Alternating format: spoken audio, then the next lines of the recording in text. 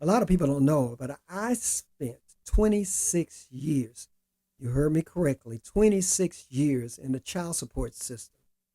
And I survived. Not only I survived, but I was able to come out of that thing with my mind. I maintained a relationship with my kids and their mother. And also, I was in debt for like $15,000 at one time. I was able to eradicate all that.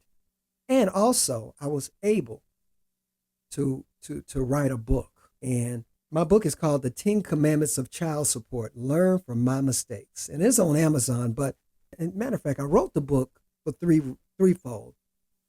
One, I want men to know that they're not alone. Express, they don't seek counsel, they don't try to get therapy, they just suffer in silence alone. Welcome to the Sir Rod Experience. Now sit back and enjoy the ride. Education is the greatest weapon, and that's why we have Rod Patterson here with us, because he's a weapon. Ladies and gentlemen, it is my honor to introduce you to one of the nation's most exciting youth motivation speakers. He is the former creative director for So Deaf Recordings. He has one of the best-selling artist development books, The 10 Commandments of the Stage. All the way from Atlanta, Georgia, put your hands together for the Star Maker, Mr. One-Man Show, Ollie Patterson's baby boy. Give it up for Sir Rod Patterson.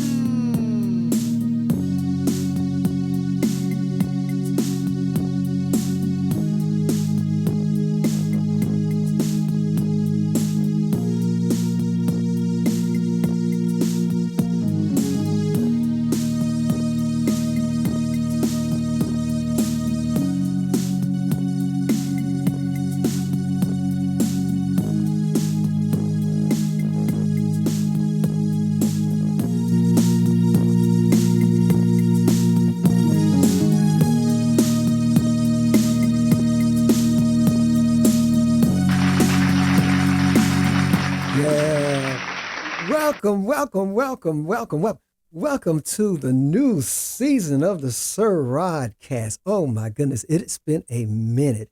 Oh, I basically took the summer off, ladies and gentlemen. I didn't take it off. I was out on the road. I mean, Sir Rod and the Blues Doctors, we've been touring. Oh my God, we went to New York, Williamsport, Virginia. We were in Philadelphia at Jamie's House of Music. Where else we go? We're down in Piermont, New York. I got to see my daughter, my star child. I mean, I did a lot of stuff, and I'm actually late getting back. I was supposed to do this episode on August 1st, and I was so far behind when I got back off a tour that I'm just getting around to it, and hopefully we're going to knock these things out. This is the SirRodCast. For those of you first time tuning in, you have to go back to all my other 10 or 11 episodes to kind of get the gist of who I am. I started this podcast off, at first, I wanted to basically introduce myself to the viewing audience out there who may not know me from Adam. And the reason I named it SirRodCast, because I have a lot of different parts to what I do, sing, dance. I got a lot of talent. And so I wanted to have one platform where I could express myself, all these different facets of my talent to a wider audience. And also for the ones who may follow me on one lane, didn't know maybe that I paint, or didn't know that I'm an author, or didn't know that I'm a motivational speaker, or they only knew me from singing and dancing. So that was the purpose of this. And another reason why I named it SirRodCast, because I could cast a net over all my different facets of what I do. And that's what I'm hoping to do this new season. Season 2, I want to introduce, last season was more music and just the blues and all that thing. But I want to get more into, I think, a little more serious side of Sir Rod, the motivational speaking and the inspirational part of me, the author. I've written I think it's 7 books at this point. And the reason why I decided to do a turn, there's been several events that has happened over the summer and just recently that kind of steering me towards, Rod, it's good to have fun, but there's some serious things going on here in La La Land in the world. and and I have a gift. I have a way of looking at things and twisting and turning it in my mind. And I think it could be helpful and useful to some people who may be struggling out there. And also, I think I got another book simmering in me as well. So hopefully I get that out as well. But so in this turn or this pivot in this season, we're going to get into some of the books. I'm going to try to cover all my books that I've written and go in a little more in depth in the different areas that life experiences that I've lived and I would like to share. Now, over the break, I had someone in my circle reached out to me asking, they remembered that back in the day I wrote a book. And she said, was it a book about divorce or something like that? I said, no, it wasn't a book about divorce. I wrote a book about child support, that dirty word that most men get scared. Strong men knees get weak when you say those two words, child support. But I wrote a book back in 2014 about my experiences with child support. And a lot of people don't know, but I spent 26 years, you heard me correctly, 26 years in the child support system. And I survived. Not only I survived, but I was able to come out of that thing with my mind. I maintained a relationship with my kids and their mother. And also, I was in debt for like $15,000 at one time. I was able to eradicate all that. And also, I was able to write a book. And my book is called The 10 Commandments of Child Support, Learn from My Mistakes. And it's on Amazon, but I had a lecture that I did. And matter of fact, I wrote the book for threefold. One, I want men to know that they're not alone. I had someone reach out to me about that particular, about this particular book. Also, back in my hometown, there was a gentleman in the music industry, really in depth in the music industry, under a lot of pressure, evidently. And at some point, he threw in the towel. He cashed in his chips. He ended his life. Men seem to think sometimes that they're all alone. They're all alone. And that was one of the reasons. I don't know what that individual was going through, but that reminded me of the pressures that men internalize and hold on and don't express. They don't seek counsel. They don't try to get therapy. They just suffer in silence alone.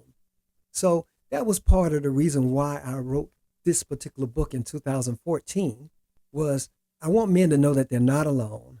Also, help them be able to guide their way through this crazy system called child support. And more importantly, what I just mentioned before, I want to save some lives. Yeah, I want to save some lives. Now, that individual that ended his life, I don't think it was about child support. Who knows what his issues were. But I still read stories about guys who feel they're all alone. They're under pressure. They feel that no one understands them. And so at some point, they crack. And not only in their life, but sometimes in the lives of others because of the pressure from child support. So that was the purpose of my book. So this first episode, they flew me out to LA back in 2015 to speak to a group of men about child support.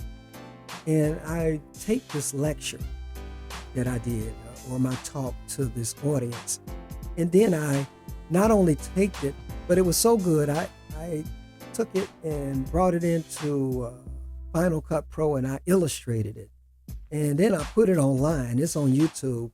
It's a whole hour presentation of child support, just giving away the information that I think the most important information out of my book to help save some lives. So that's what these next two, I'll break it up in 3 sessions because I'm not going to make you listen to the whole thing. And I said I try to keep my my podcast episodes down to about 25 minutes, 30 minutes tops. So this first episode is the first third of my child support talk. And next week, I'll bring part 2. So guys, enjoy. I'm going to close this on out. Take a listen to the lecture. And also, if you got any questions, SirRodCast@gmail.com. SirRodCast@gmail.com. You can find out more about me, or go look at some of the other episodes if you want to get more in depth on the musical side and the fun side. And if this episode happened to resonate with you, or somebody you know might be under struggle, or under pressure, or just man talk, just dealing with this system, please forward this and share it with whoever you think may need it. I want to thank you for all your time. Thank you for your attention. And most of all, I want to thank you for listening. This is the SirRodCast. Your guys be blessed. Check out the episode. I'll see you next week. Peace. Thank you. All right, before I get started, I want everybody to give a big round of applause to this particular organization for putting together this particular event. They've done a wonderful job. Give them a big round of applause. And while you're putting your hands together for them, I need you to put your hands together for yourselves, because it takes a certain type of guy, certain type of individual to attend a talk like this, so give yourselves a round of applause. Now, I'm going to be honest with you. I got a lot of information I'm going to be running past you, and because of that, I'm going to have to ask everybody to hold all the questions and comments to the very end of my talk, and I promise at that time I will open it up for a little Q&A. Also, now would probably be a good time to turn down the volume of your cell phones and try to restrain from text messaging, Instagramming, anything like that. You see, I'm a little ADD. Don't take much to get me thrown off. And if I get thrown off, I'm liable to start talking about anything like spaceships, aliens, and you don't want that. You want to keep me focused. I'm going to start things off today by giving a little more detailed information about myself to those of you who just may not know me from Adam. And for those of you who don't know me, my name is Rod Patterson, CEO, founder of a company called Sounds of Knowledge. And what Sounds of Knowledge does is we go into high school, middle schools, elementary schools, and we use music as a tool to get kids' attention. But once we have that attention, we hit the students with anti-bullying, anti-drugs, positive messages, and it's a pretty good thing. Matter of fact, it's a very good thing, because we've actually stopped some kids from committing suicide. So not only is it a good thing, it's also my passion.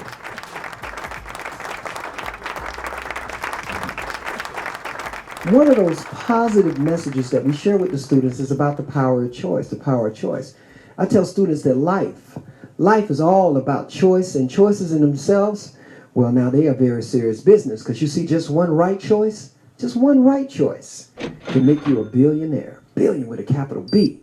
However, just one wrong choice could end your life. So as I said, that's serious stuff. I got a power of choice test I want to try out on you guys, because I'm a little curious to see how great big adults and teenagers fare against little bitty elementary kids. It's a simple test, but my test will require a little audience participation and just a little bit of your imagination. For my test, I'm going to need a door. Let's see this door right over here. Let's pretend that behind that door right now today is a pile of money. And ladies and gentlemen, when I say a pile of money, I do mean a big pile of money. It's like twice as tall as me. And it's full of nothing but hundreds, 50s, 20s, and 10s, gold and diamonds, iPads, iPhones, pink kittens, purple puppies. Whatever may float your boat is in that pile. And wait a minute, there's more. It's all absolutely free. Meaning if you can get back there behind that door right now today, it is all yours. Now question, how many of you guys will go back there right now and get as much of it as you can carry? Raise your hand. I'm with you. But there's a catch. Yes, there's always a catch. So you run over there to that door, and then you stop. You stop because you see a guy standing in front of that door, and at first you thought he was drunk because he was kind of rocking back and forth, but then you look a little closer, and then you say to yourself, self, he's not drunk. You see his clothes is tattered, he's got scratches in his chest, his face, his lip is split, his ears hanging off, there's a big bite mark out his leg, and there's blood everywhere. And then you'll say to him, excuse me, sir, but what in the world happened to you? And then he'll say to you, I tried to go behind that door with the big pile of money, I mean really big, like twice as tall as you, full of nothing but hundreds, 50s, 20s, and 10s, and gold and diamonds and iPads and iPhones and pink kittens and purple puppies and whatever may float your boat. But no one mentioned one single word about an 800-pound man-eating tiger also being off in that room. Now, ladies and gentlemen, with that newfound little bit of information, how many of you guys still will run right on off in that room? Raise your hand. Oh, yeah. You guys did way better than the kids. Now, I see a few hands still up, but I'm going to tell you just like I would tell the kids. There's really no right or wrong answer for this particular test. It's really all about a matter of choice. Now, you see, for myself, I would choose to get a tiger trainer, cage, tranquilizer, something to try to prepare before I try to go behind that door and mess around with Tony the Tiger. And see, that's what I like about most adults. See, most adults know how to take good information, wise information, dare I say valuable information, and we sometimes know how to use it and apply it immediately. And that's what I'm hoping will happen today, because you see, for all intents and purposes, the guy standing in front of that door, you see, he represents me. And all I'm going to try to do today is share with you guys some wisdom, some knowledge, some information that I've gained after being behind that door, which represents a child support system for over 26 years. Yeah, you heard me correctly. I said 26 long years. And when I finally surfaced, I surfaced with a few things. I surfaced with some wisdom, some knowledge, a book, and a mission. The name of my book is called The 10 Commandments of Child Support, Learn from My Mistakes. And my mission is threefold. You see, I want to give men and women clarity about a very confusing system that they call child support. Also, I want men to know that they're not alone. See, I think with men it's mainly a pride thing, and we tend to want to handle our business on our own. And because of that, we sometimes feel we're the only ones in the world going through what we're going through, and that's just not true. Finally, and more importantly, I want to save some lives. Yes, save lives. See, nothing breaks my heart more than when I read in a newspaper about a guy having a real bad day in court. He feels that the world is against him. He feels that he's all alone. And because of those things right there, he decides to end his life. And sometimes the lives of others, all because of child support or child support related issues. And that is a very, very sad thing. It's sad because I feel like if that guy had attended a talk like this, or had access to a book like mine, or maybe if I could have sat one-on-one with that individual, just maybe I could have relieved some of the pressure that he might have been under. And just maybe I could have gave him a little glimmer of hope. And perhaps, I might have could have turned his whole situation around. So that is my mission, and I think it's a noble one. Now, my plans today is to share with you guys 4 commandments from my book and 1 good tip. But before I can go one step further, or share anything else, my lawyer Dave had a few things he wanted me to share with you first. And this is what my lawyer Dave had the nerve to say to me. He said, Rod, this is important. I don't want you to mess it up, so I'm writing it down for you. So this is what my lawyer Dave says. Not me, but this is what Dave says. And Dave says, the views expressed by Rod Patterson are not necessarily the views of this particular organization, this state, this hotel, or anybody else in the world. I see Dave gets a little carried away when he's writing things down. He ain't have to add all that world stuff. Furthermore, the advice given is not meant to be legal advice or to replace the advice of an attorney. Guys, what Dave is really saying is you got to do your due diligence. You see, the information I'm getting ready to share with you, I like to call it get you in the ballpark information. It's general information. It's going to be up to you to take that extra step, that extra mile to find out what rules and regulations apply to you in your particular case. Because after all, this is child support or law-related stuff, and it's never ever a one-size-fit-all solution. Also, by all means, when you can't afford an attorney, get that attorney. But at least when you get your attorney, you won't be deer lost in the headlights. You're going to know what's going on. Now, with all the legal mumble-jumble out the way, I want to get this party started. And I'm going to start things off by giving you guys a real good tip first. Then we're going to jump into the juicy stuff, the commandments. And the very first tip I'm going to share with you guys today is I need you to know that child support, it is a system. It is a system. Now, right or wrong, good or bad, fixed or broken, it is what it is. And if you did not know what it is, I'm going to say it again, it's a system. Now, many of you have heard the term child support system before, and if you're normal, most people get stuck on the child support part, and they tend to ignore that little word called system. But you see, Sir Rod's not normal. To me, that's the most important word of all. For those who don't know what a system is a set of connected parts or things forming a complex whole. I repeat, a system is a set of connected parts or things forming a complex whole. A good example of a system would be your body, the human body. You see, you got your arms, your legs, your feet, your toes, hands, fingers, ears, eyes, nose, heart, lung, kidney. See, all those parts make up just one human body. And child support is no different. It has a body. But its moving parts, if you will, are the judges, the caseworkers, the magistrate, the enforcement unit, the police. See, all those are like the moving body parts for the child support body. But we all know that a body can't operate without a brain. And child support's no different. It has a brain. But its mastermind, the person that calls all the shots, by the way, the person that most men think is their mortal enemy, the person that says jump and you better say how high, the HNIC for child support, and that is head network in charge, by the way, is a computer. Yes, it's a computer. And I would love to try to tell you that it's a sophisticated computer. You know, like the kind you see in the movie, half human, half robot, glowing eye, going around blowing up things, talking about I'll be back. No. Child support computer is real basic. The reason why I say it's basic because it only does a couple of things. It only takes in data or information, and then only two types of data or information. Either good information or data, or bad information or data. And depending on that information, that tells the child support body exactly what to do. You see, if there's a lot of good information or data in that child support computer about your particular case, well, a lot of good things can happen for you, or you just may not hear from the people at all. And trust me, that's a good thing in itself. However, if there's a lot of bad information or data in that child support computer about your particular case, well, we've all heard horror stories about guys getting on the bad side of child support. That's probably why.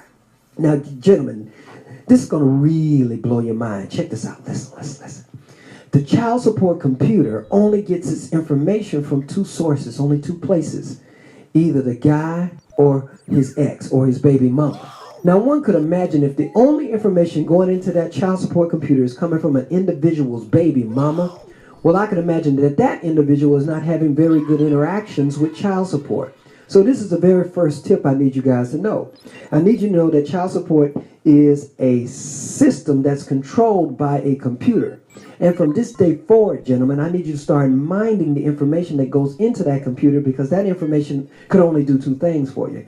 It could either help you or hurt you. That is my tip I want to share with you. Now, we get ready to jump into the good stuff, the juicy stuff, the commandments. And the very first commandment from my book, The 10 Commandments of Child Support, Learn from My Mistakes, and it just so happened to be the first commandment that's in the book, and that commandment is, thou shalt not run. Thou shalt not run. Ooh, that gives me chills every time I say that, because running was a big thing for me. I don't think you guys understand exactly how big running was for me. If there was an Olympics for running and child support, I would have me a gold medal. No, better than that, I have a world's record. Because you see, ladies and gentlemen, I ran for 8 years.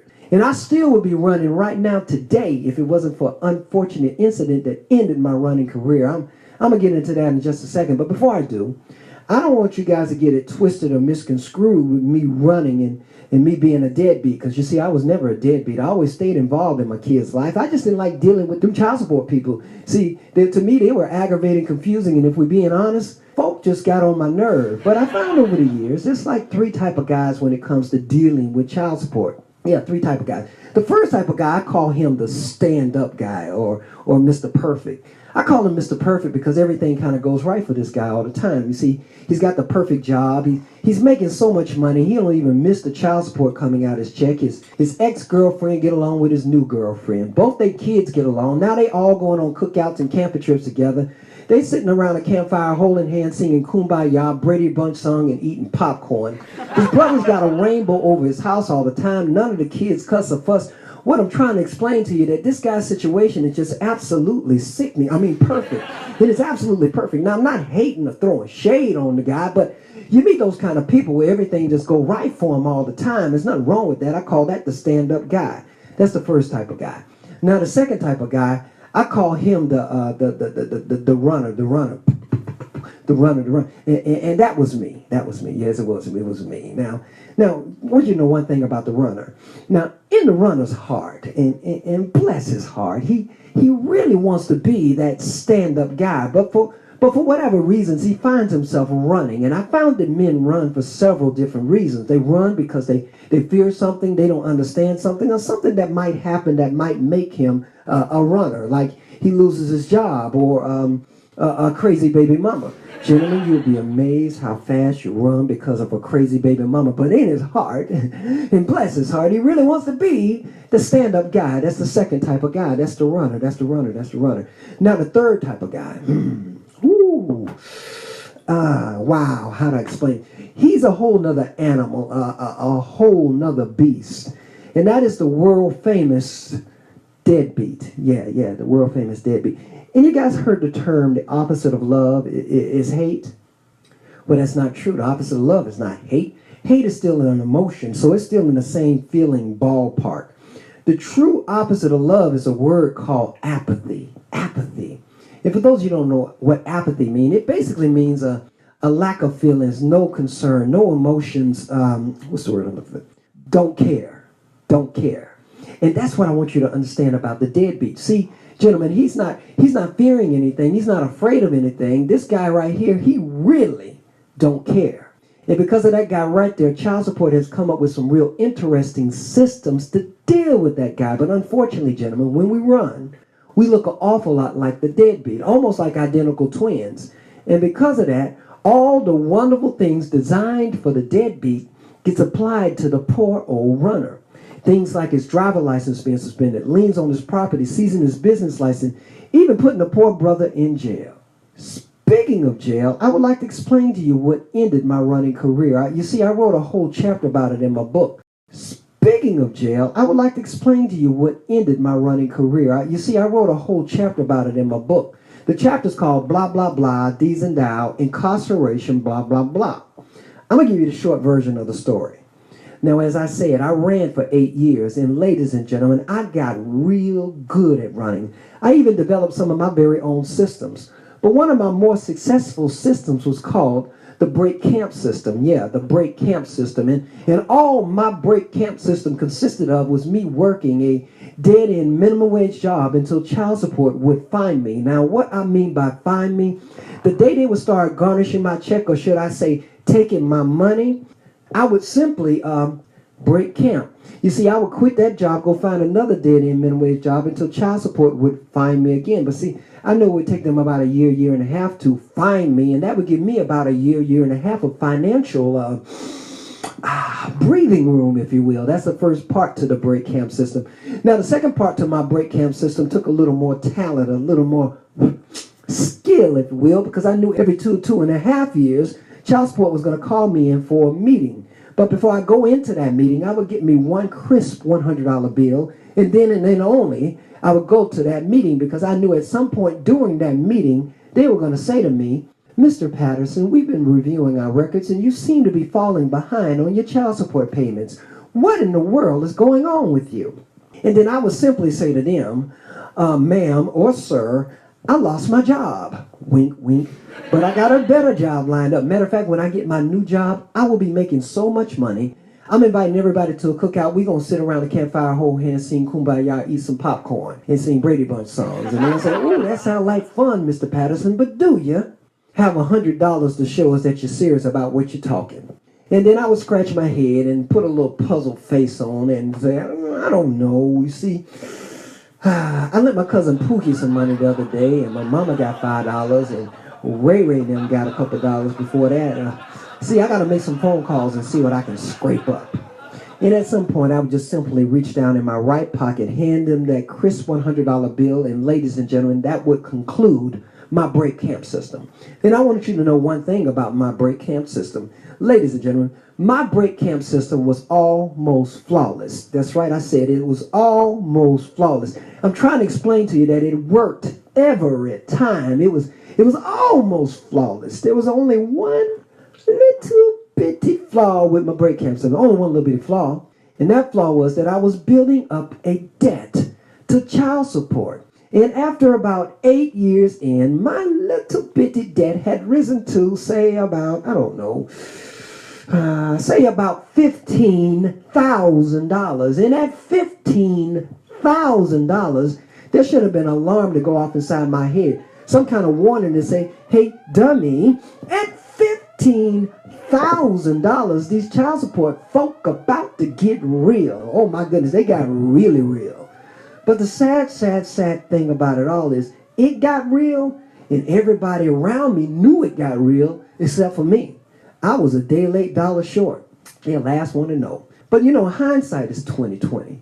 Looking back on it all, you know, there were 5 crystal clear red flags that it had gotten real. I just didn't see it at the time. You see, the first red flag was when they called me in that very last time, they did not call me in for a meeting. No, they called me into a hearing. Yeah, that's the first red flag. You see, all the other years it was meeting. But for some strange reason, that last time they called it a hearing. That's the first red flag. Now, the second red flag was the location of my hearing. The location of my hearing was way out in the boondocks.